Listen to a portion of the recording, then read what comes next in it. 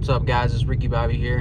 In today's video, I'm just goofing around. It's not sunny, but it's really nice outside. It's dry, it's cool. It's almost a perfect day to me. My buddy called me actually and said that his Hemi blew up. He's got a 2006 Chrysler 300C with the 5.7 Hemi.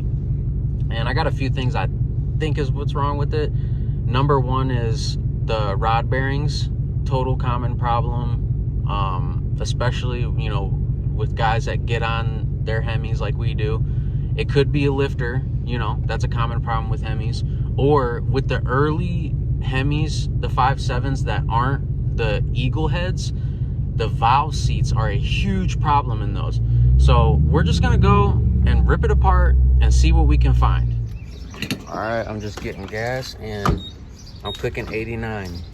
It was tuned on 93, but I decided to switch to 89 just to see if it felt a little better.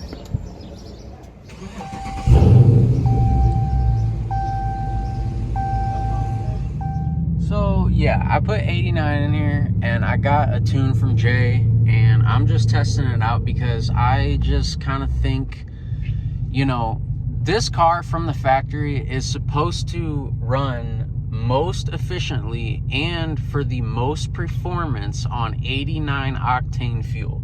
So as long as I'm not changing anything crazy, I don't see why I should change the octane fuel. I think I should just get the new tune for the fuel that is recommended for optimal performance and fuel efficiency. That's just what I think. That's my theory.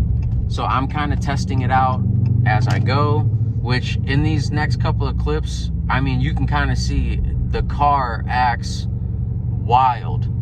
I'm in love with the 89 tune. I think these 5.7s, if you're tuned by Jay Green Racing, then you should definitely talk to him about his 89 tune. I think your 5.7 will love it and it'll perform better than your 93 tune.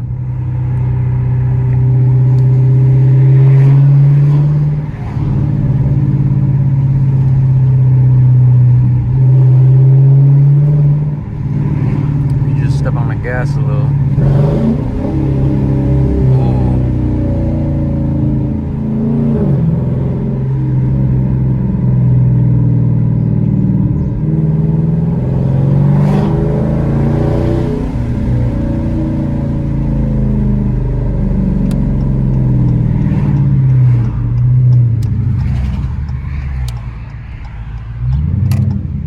And if you full throttle it,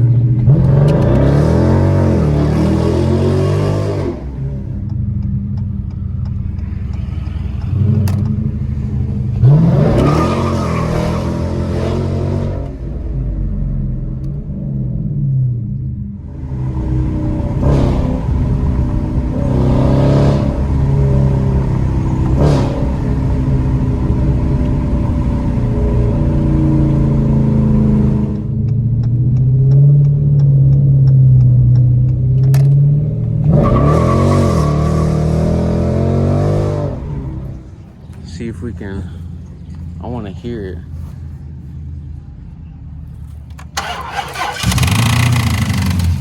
Ooh, yeah. All right, we got the intake manifold pulled off. I'm just looking in here, seeing if there's anything abnormal, unusual. I don't know if you guys can see in there. The valves look really good. They look really, really good, all of them. I haven't checked the back ones yet, but these up four front ones, I've checked them and they look pretty good. There's a little bit of oil sitting on top of this one, but I think it's just from when we pulled the intake manifold off. But they all look really good. All right, let's keep going. All right, right now I'm getting the head bolts off, but just so far, everything's going real smooth. Nothing weird is happening. Everything's coming out good. All right, so we got the head pulled off, and first thing we noticed was this piston is super scarred. It's even blown apart right there. You can even see where the rings are. It's not even sealing because it's just blown completely apart.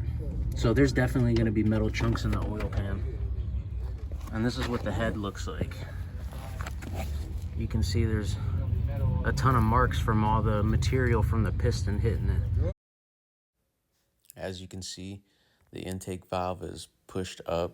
Normally they get pushed down, but in this instance, the valve seat just disintegrated and went everywhere and caused all this crazy damage. So at least we found the root cause of the problem. So now he can decide where he wants to go with it. You know, at least just get the replacement parts and fix it. But other than that, he knows the problem, and now he can get it fixed and get this back on the road with us.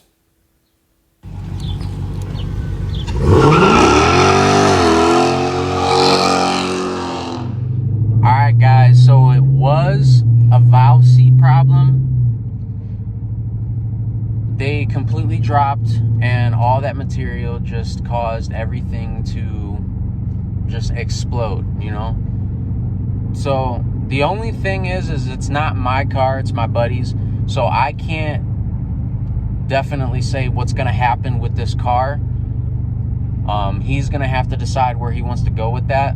But for now, I think he is just gonna order just replacement parts and just get it, you know, back and running how it was. But ultimately, that's up to him.